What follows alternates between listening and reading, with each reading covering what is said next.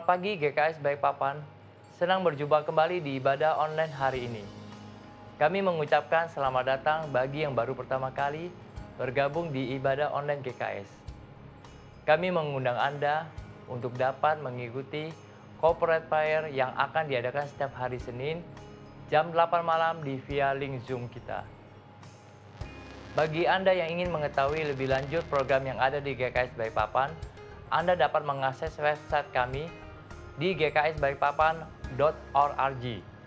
Dan bagi Anda yang rindu untuk memberikan persembahan, dapat ditransfer ke rekening kami atau menggunakan QR Code seperti yang tertera di layar berikut ini.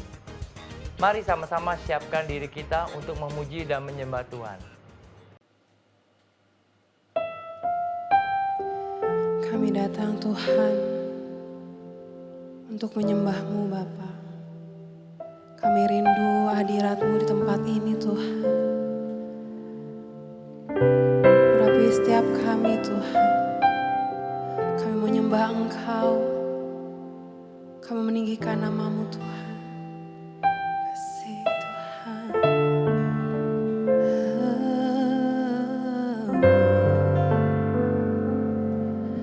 Rindu selalu bersamamu, dekat denganmu, itu yang ku rindukan, sebab ku sukai hadirat-Mu, tak ingin ku terpisahkan, dekat denganmu, itu yang ku rindukan, sebab ku dapati kedamaian,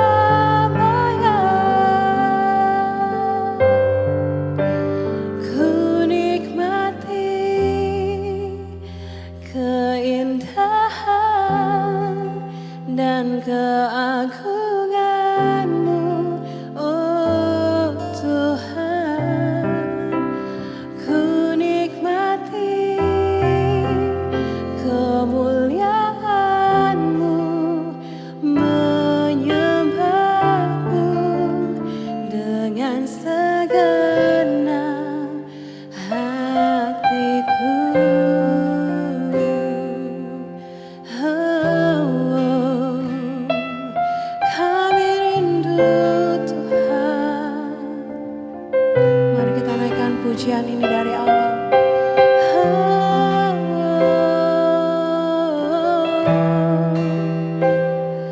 Kami rindu Engkau,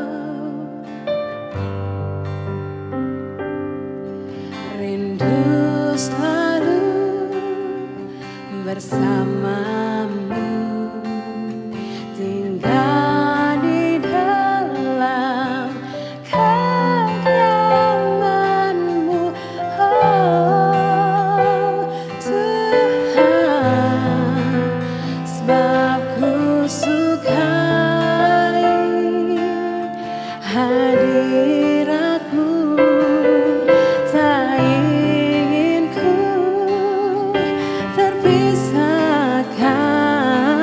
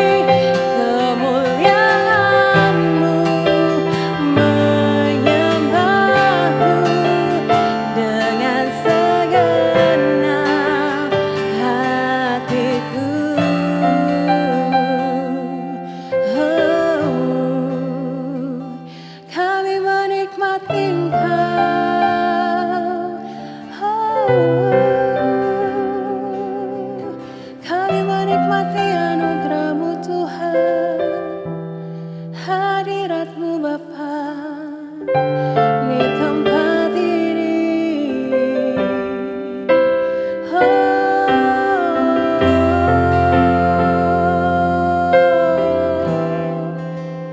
Kami menyembah Engkau. Haleluya, haleluya.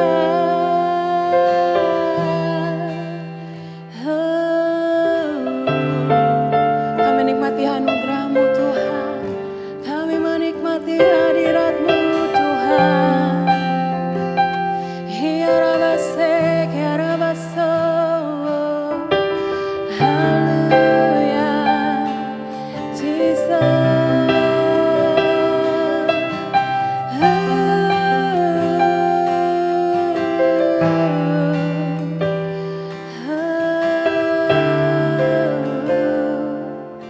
Mari semua jemaat Tuhan, ku nikmati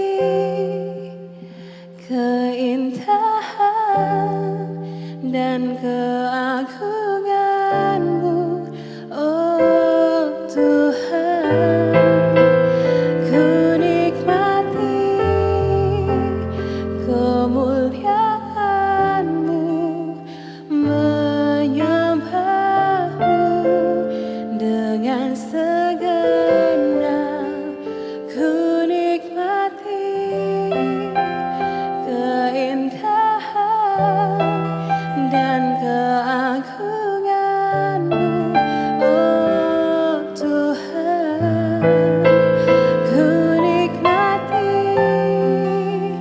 kemuliaan-Mu, menyembah-Mu dengan segenap hatiku.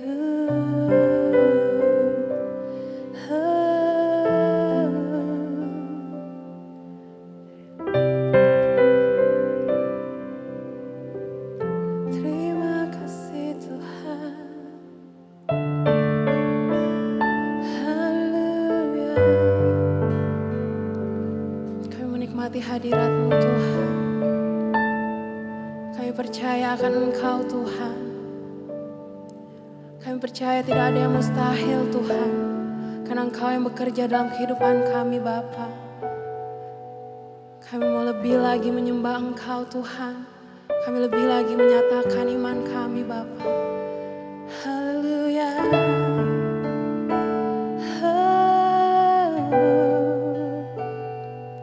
Oh Jesus.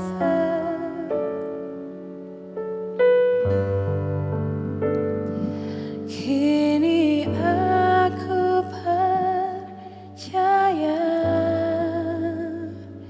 tiada yang mustahil bagimu. Kuasa-Mu, kuatanku, dasarku berharap. Kini aku berserah pada rancangan-Mu bagiku. Ku ikuti panggilan-Mu, ku kan setia sampai akhir hidupku.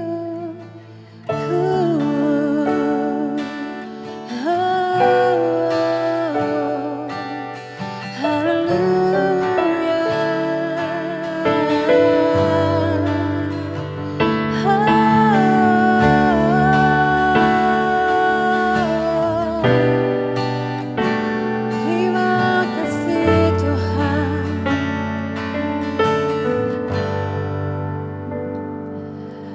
Bapa, Engkau mengenalku lebih dari siapapun. Engkau tahu ceritaku dan menisi hatiku. Tak peduli masa lalu, Engkau tetap memilihku. Ubahkanku, sempurnakan jadi karya yang indah. Kini aku percaya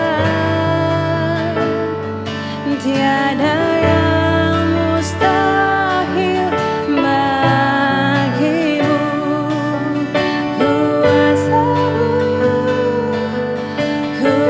dasarku berharap. Kini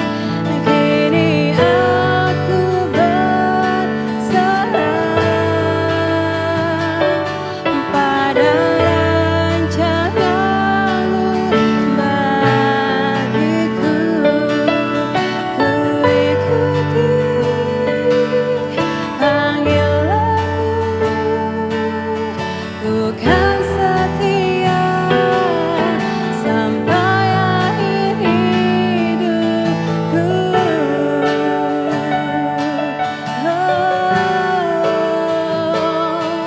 Kami kan setia pada panggilanmu Tuhan. Haleluya, Jesus.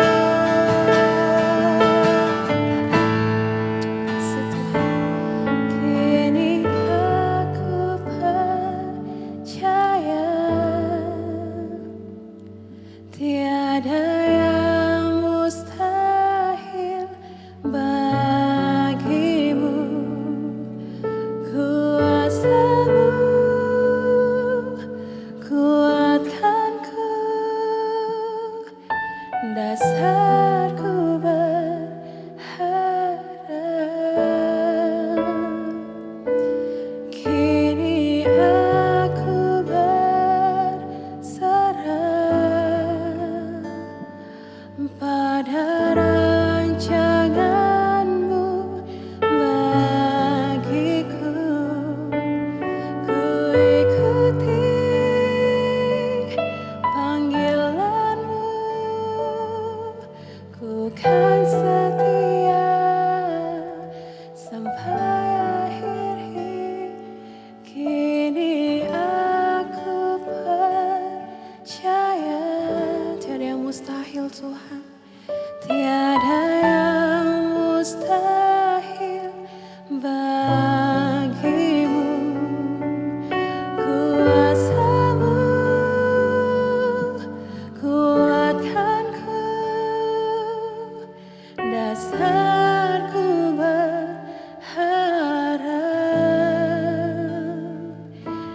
Kini aku berserah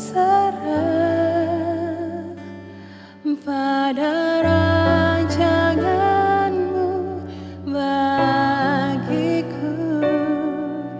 Ku ikuti panggilanmu,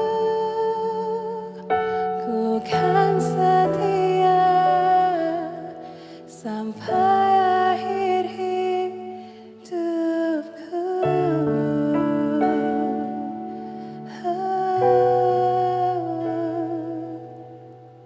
Terima kasih Tuhan.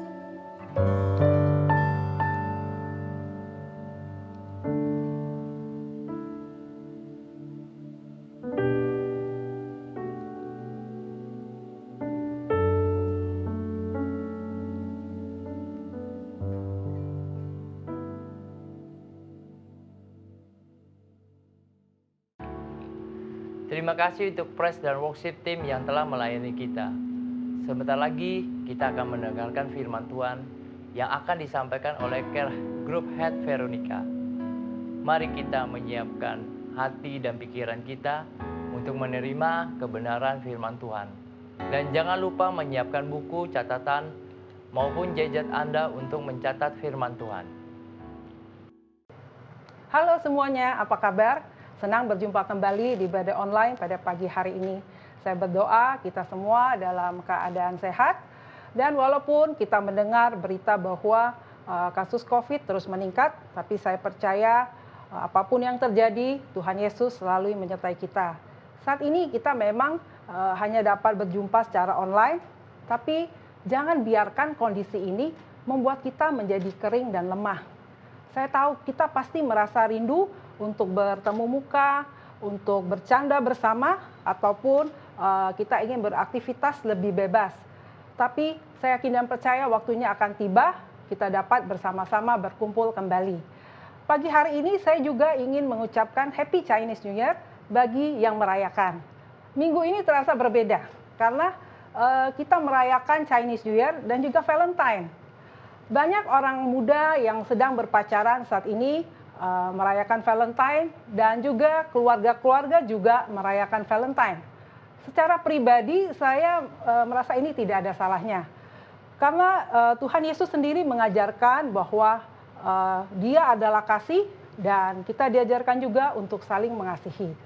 Jadi nggak ada salahnya kalau kita bersama-sama ingin merayakan kasih sayang kita dengan orang-orang yang kita kasihi. Pagi hari ini saya akan berbagi tentang membangun hubungan bersama Tuhan. Nah, tapi sebelumnya mari kita bersatu di dalam doa. Bapa di sorga, di dalam nama anak-Mu Yesus Kristus, terima kasih Tuhan untuk kasih karunia-Mu. Kami ada saat ini semua karena kebaikan-Mu. Dan sebentar kami ingin belajar tentang kebenaran firman-Mu. Biarlah apa yang hamba sampaikan dapat menjadi berkat ya Tuhan. Dan dapat mengubahkan hidup kami semua. Dan lindungi hamba dan berkati hamba di balik salib-Mu ya Tuhan. Dan apa yang hamba sampaikan semuanya berasal dari-Mu. Di dalam nama Tuhan Yesus kami berdoa dan mengucap syukur. Haleluya. Amin. Oke, pagi hari ini kita akan buka dari firman Tuhan dari Yeremia pasal 31 ayat yang ketiga. Jadi dalam untuk membangun suatu hubungan intim, secara manusia saja kita perlu untuk mengenal lebih dahulu orang yang ingin kita jalin kerjasama. Seperti layaknya kalau orang lagi pacaran. Kalau orang pacaran ketika dia ingin memulai hubungan, pasti dia perlu PDKT, pengenalan pribadi akan calon pasangannya. Demikian juga kita sebagai anak-anak Tuhan, kita perlu dasar, fondasi ketika kita ingin membangun hubungan intim bersama Tuhan. Mari kita buka dari Yeremia pasal 31 ayat 3 versi New Living Translation. Saya bacakan. Long ago, the Lord said to Israel, I have loved you, my people, with an everlasting love. With unfailing love, I have drawn you to myself. Bahasa Indonesianya, dahulu kala Tuhan berkata kepada Israel, aku telah mencintaimu bangsaku dengan cinta yang abadi. Dengan cinta yang tak putus-putusnya, aku telah menarik dirimu kepadaku. Dengan cinta yang tak putus-putusnya, aku telah menarikmu ke diriku sendiri. Jadi kalau kita renungkan ayat ini, inisiatif dalam pembangunan hubungan ini sebenarnya datang dari Tuhan sendiri. Seperti yang tadi disampaikan dalam Yeremia pasal 31 ayat ketiga. Nah, jadi bisa saya sampaikan bahwa ketika ingin membangun hubungan intim kepada Tuhan, kita perlu dasar yang pertama itu adalah iman. Dalam Ibrani 11 ayat 6, versi New Living Translation dikatakan, dan tidak mungkin menyenangkan Tuhan tanpa iman. Siapapun yang ingin datang kepadanya harus percaya bahwa Tuhan itu ada dan bahwa Dia memberi penghargaan kepada mereka yang tulus mencarinya. Jadi kenapa kita perlu iman? Kita ingin bangun hubungan dengan Tuhan yang saat ini wujudnya tidak ada. Tapi kalau orang pacaran kan enak ya, mau bangun hubungan dengan pasangannya, mau laki-laki atau perempuan, orangnya ada, fisiknya ada, jadi jelas, oh saya mau bangun hubungan sama A, saya mau bangun hubungan sama B, orangnya ada. Tapi ketika kita bilang kita bangun hubungan sama Tuhan, kita akan mikir nih gimana ya, Tuhan ada nggak ya? Ketika kita ngomong dia dengar nggak ya? Ketika saya sedang curhat, sedang saya sedih, Tuhan tahu nggak gitu loh. Nah ini firman Tuhan menjawab di Ibrani 11 ayat 6, kita perlu iman. Tanpa iman kita tidak akan bisa untuk datang kepada Dia. Itu landasan yang pertama. Landasan yang kedua, kita harus merasa dikasihi. Kembali ketika kita mau bangun hubungan dengan seseorang, tentu saya harus merasa saya dikasihi. Dia menerima saya apa adanya, sehingga saya berani untuk membangun suatu hubungan. Firman Tuhan pun berkata di Yohanes 3 ayat 16 sebagai dasar dalam membangun hubungan, karena begitu besar kasih Allah akan dunia ini, sehingga Ia telah mengaruniakan anaknya yang tunggal, supaya setiap orang yang percaya kepadanya tidak binasa, melainkan beroleh hidup yang kekal. Nah, di sini ayat ini benar-benar menguatkan banget. Saya ada dasar bahwa Bapa di sorga mengaruniakan anaknya yang tunggal, yaitu Yesus, mati buat saya supaya saya beroleh hidup yang kekal dan supaya saya nggak binasa. Berarti betapa besar kasih Tuhan kepada saya. Saya merasa wow, saya betul-betul spesial. Anak muda yang lagi pacaran, kalau tahu pasangan itu begitu mengasihi dia, mau berkorban gitu ya, terus dia juga menunjukkan bahwa dia benar-benar jatuh cinta, pasti saya yakin orang ini akan sangat bergairah ketika ingin membangun hubungan atau berpacaran. Terus landasan yang ketiga, kita harus merasa bebas dari penghakiman saat kita ingin membangun hubungan intim bersama Tuhan. Di Roma 8 ayat 1, kembali versi NLT, ini saya lagi suka baca versi NLT ya. Jadi sekarang tidak ada penghukuman bagi mereka yang menjadi milik Kristus Yesus. Terus di Yohanes 3:17 dikatakan juga, sebab Allah mengutus anaknya ke dalam dunia, bukan untuk menghakimi dunia, melainkan untuk menyelamatkannya oleh Dia. Nah, ini kembali ditekankan bahwa, ketika saya bangun hubungan, apapun yang terjadi dengan saya, walaupun saya misalnya kepleset, menyimpang ke kanan, ke kiri, saya kurang taat, tapi Tuhan itu tidak akan menghakimi saya. Jaminannya apa? Firman Tuhan. Jadi saya ketika membangun hubungan itu, ketika saya berdoa, ketika saya merenungkan firman-Nya, ketika saya curhat, walaupun kalau melihat diri sendiri masih ada kelemahan, tapi saya tahu bahwa Bapa di sorga tidak akan menghakimi saya. Karena apa? Yesus sudah mati buat saya. Tujuannya apa? Supaya saya memperoleh kehidupan. Amin. Landasan ini akan membuat kita akan merasa nyaman dan bebas ketika kita menghampiri Dia. Seperti di Ibrani 14 ayat 6 katakan, sebab itu marilah kita dengan penuh keberanian menghampiri tahta kasih karunia, supaya kita menerima rahmat dan menemukan kasih karunia untuk mendapat pertolongan kita pada waktunya. Sepertinya kalau kita dengar simpel ya, bangun hubungan itu perlu iman, perlu dikasihi, kita merasa bebas dari penghakiman. Tapi ketika dalam pelaksanaannya, ketika kita lagi down, ketika kita lagi jatuh, kita pada umumnya mau mundur. Kita rasanya jaga jarak, kan sering kita dengar kalau kita ajak teman kita, atau bahkan dulu kita diajak ke gereja. Misalnya kita lagi dalam keadaan titik terlemah kita, terus kita diajak untuk ke gereja, kita sering ngomong gini, nanti dulu deh, saya butuh waktu ya. Tunggu saya udah benar, saya baru mau ke gereja. Loh, berarti kan saya kalau jawab begitu, saya nunggu saya udah benar di mata saya dengan perbuatan saya baru berani datang kepada Dia. Baru berani beribadah. Sedangkan kalau kita renungkan firman Tuhan katakan tadi, kita ini dibenarkan karena iman kita. Karena Yesus, bukan karena perbuatan kita. Tapi kita tahu, kalau bangun hubungan kita perlu iman, kita perlu merasa dikasih, kita bebas dari penghakiman, firman Tuhan katakan, tapi dalam prakteknya kadang belum tentu. Untuk itu mari pagi hari ini, kembali kita diingatkan bahwa kita adalah anak-anak yang dikasihi. Jadi inisiatif membangun hubungan ini berasal dari Bapa sendiri, bukan inisiatif kita. Segala sesuatu dalam hubungan ini datang dari Tuhan. Dan kita tahu, kita yakin dasarnya ada bahwa Dia mengasihi kita, bahwa Dia ada walaupun kita nggak bisa lihat, kita kadang mungkin nggak bisa merasakan kehadirannya secara fisik, tapi kita tahu Yesus ada di dalam kehidupan kita, bahwa Dia datang bukan untuk menghakimi. Walaupun saya ada salah, saya jatuh dalam dosa, saya tetap berani datang ke tahtanya, bukan karena saya sombong, tapi saya tahu Dia mengasihi saya. Saya datang dengan kerendahan hati, Saya mohon pengampunan, saya berdoa supaya saya diampuni. Dan setelah itu saya mau bangkit, saya mau kembali ke jalan yang sesuai yang Tuhan tetapkan di dalam Alkitabnya. Nah, ketika kita membangun hubungan intim bersama Tuhan, ini kita udah punya dasar sehingga kita berani, oke, kita berjalan dari hari ke hari membangun hubungan intim. Tentu ada hal-hal yang kita terima dari hubungan intim ini.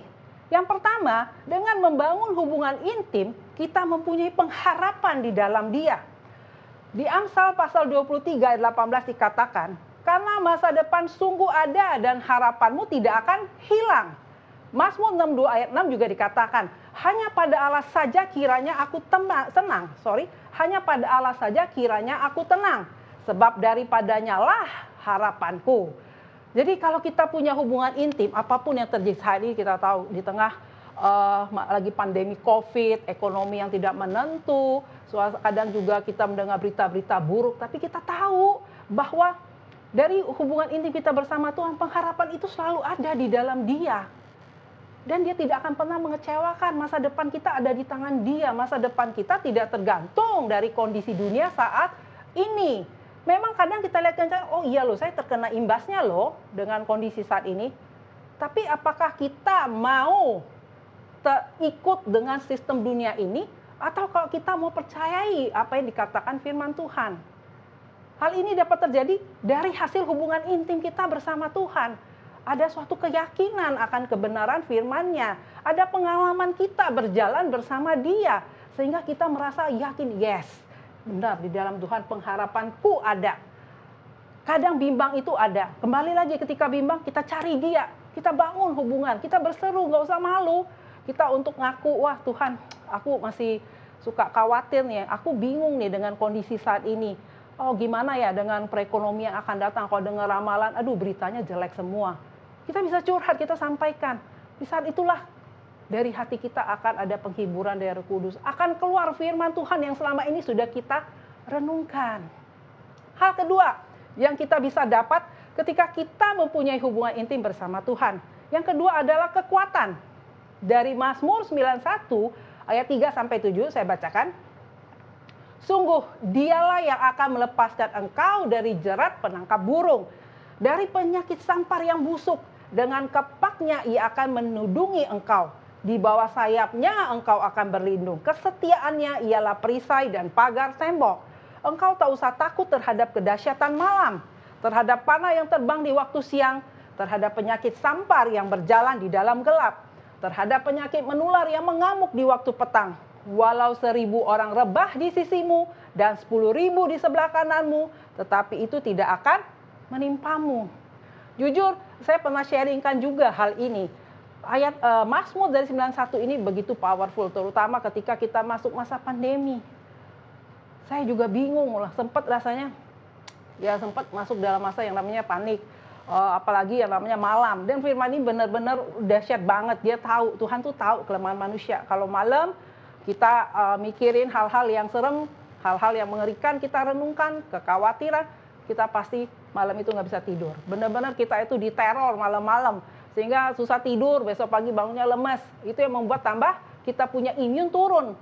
Sehingga kita mudah untuk jatuh sakit.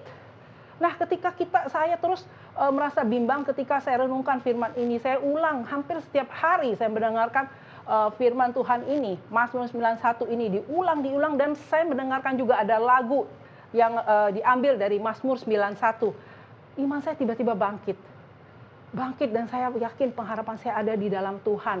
Saya nggak mau malam itu dipenuhi pikiran saya dengan hal-hal yang mengerikan, memikirkan apa yang belum terjadi, kekhawatiran yang tidak terbukti, kekhawatiran yang hanya membuat saya tidak bisa tidur, membuat saya akhirnya lesu. Besok paginya sudah kehilangan gairah, saya kehilangan kekuatan.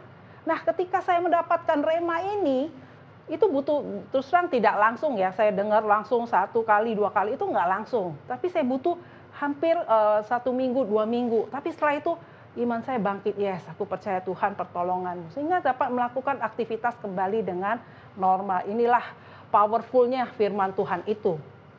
Yang ketiga, ketika kita bangunan hidup, kita dapat apa? Damai sejahtera. Tadi nyambung tadi, dari kekuatan tentu ada damai sejahtera. Ketika merenungkan firman Tuhan, akhirnya ada ketenangan di hati dan pikiran. Kalau enggak, ya tadi saya saksikan malam aja jadi susah tidur karena kena teror. Teror hal-hal yang belum tentu terjadi. Itu adalah teror dari iblis. Dia paling demen kalau lihat kita panik nggak bisa tidur. Kita kehilangan fokus. Kita akhirnya kehilangan kesadaran akan Tuhan. Yohanes 14 ayat 27 berkata, damai sejahtera ku tinggalkan bagimu. Damai sejahtera ku berikan kepadamu. Dan apa yang kuberikan tidak seperti yang diberikan oleh dunia kepadamu. Janganlah gelisah dan gentar hatimu. Ini firman Tuhan tahu banget. Jadi di tengah tekanan seperti ini, kita itu paling sering banget gelisah, hati kita gentar. Kecil hati, aduh gimana ya menghadapi hari esok. Terus kalau kita renungan terus akhirnya kita lesu, sakit. Bebek harusnya kita punya imun yang baik, tapi karena pengaruh pikiran, kita stres, atau kita khawatir yang berlebihan, oh saya mesti jaga benar nih, takut diserang COVID. Akhirnya kita tidak bisa melakukan apa-apa, imun turun, akhirnya kita sakit. Tapi firman Tuhan ini berkata, damai sejahtera yang kutinggalkan bagimu, damai sejahtera kuberikan kepadamu, dan apa yang kuberikan tidak seperti yang diberikan oleh dunia kepadamu.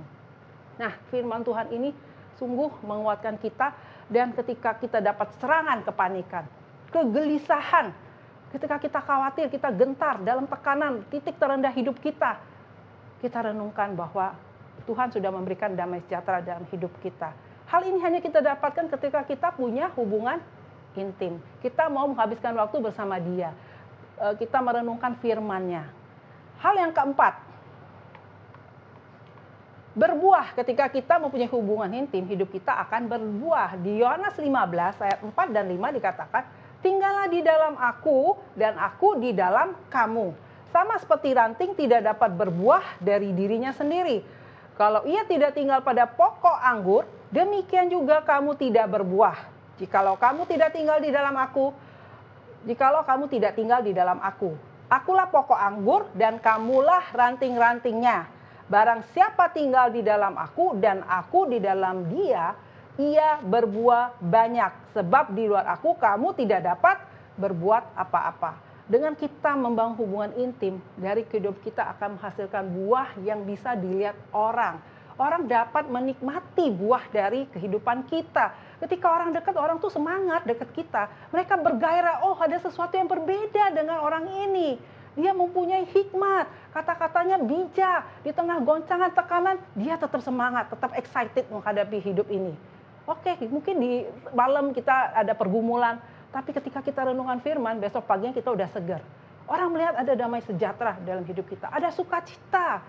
Ya mungkin ya boleh ada berita yang sedang nggak enak atau apa, tapi kita tidak berlarut-larut jatuh di dalam berita yang tidak baik, terbawa arus, ke dalam kekhawatiran, dalam kepanikan, tapi kita cepat bangkit. Dan orang melihat sesuatu yang berbeda. Dan buah ini dapat dirasakan orang. Gairah kehidupan kita, kekuatan kita, itu orang dapat rasakan. Itu akan menular, contagious ke orang-orang sekeliling kita. Sukacita itu juga akan menular. Ketika hati, firman Tuhan katakan hati yang gembira adalah obat. Jadi jangan sampai orang kalau dekat kita itu jadinya lesu, malas, kering. Aduh katanya anak Tuhan, tapi ketika orang dekat kita bangun hubungan, males banget deh ngobrol sama dia, suka nggak nyambung. Dia orangnya negatif selalu. Dan nggak ada solusi kalau kita mau curhat masalah. Kan lucu sebagai anak Tuhan. Katanya kita lebih dari pemenang. Ada Yesus dalam hidup kita. Nah, dengan kita membangun hubungan intim, harusnya orang dapat melihat sesuatu yang berbeda di dalam kehidupan kita. Biarlah buah dari kehidupan kita ini bukan hanya untuk diri kita, tapi pasti buah itu untuk orang lain nikmati. Pasti bergairah hidup kita. Orang pasti senang dekat kita. Karena ada sesuatu yang baik dari kehidupan kita. Kita nggak negatif orangnya. Ketika mungkin ada cerita, bahkan kita nggak suka bergosip ria. Ada gosip, ya kita bilang ngapain kita mesti bergosip. Mending kita berbicara tentang sesuatu yang memberikan manfaat dalam kehidupan orang. Bagaimana kita membangun kehidupan orang. Kita ketemu orang yang sedang jatuh, gimana caranya supaya gue jadi berkat, supaya saya menjadi berkat bagi kehidupan orang itu. Apa yang saya sampaikan, mungkin ya gak harus dengan membawa Alkitab, dengan mengutip firman, tapi apa kata-kata kita yang keluar itu membangkitkan semangat orang. Orang itu menjadi lebih bergairah yang tadinya sudah mungkin dia merasa hidupnya tidak ada pengharapan, dia merasa bahwa masa depannya suram. Tapi dengan ketemu kita, ada sesuatu yang bisa kita bagikan, kita bisa impartasikan dalam kehidupan mereka. Orang sakit datang ke kita doakan. Kita nggak usah malu, atau kita dengar teman kita lagi sakit, kita langsung tahu, kita langsung telepon, kita doakan dia.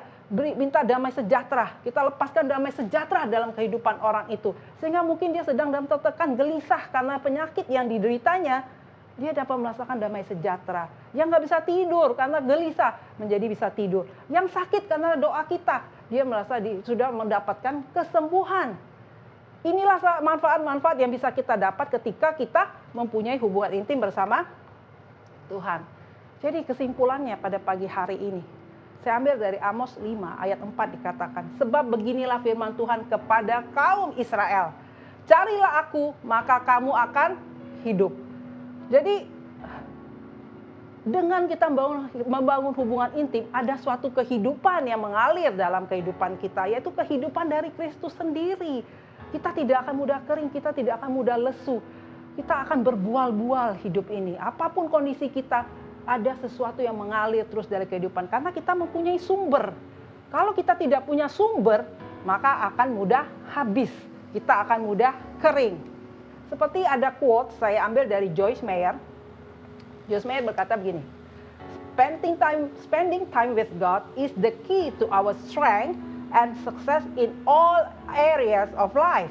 Menghabiskan waktu bersama Tuhan adalah kunci dari kekuatan dan kesuksesan kita di semua bidang kehidupan. Bill Johnson juga berkata, royalty is my identity.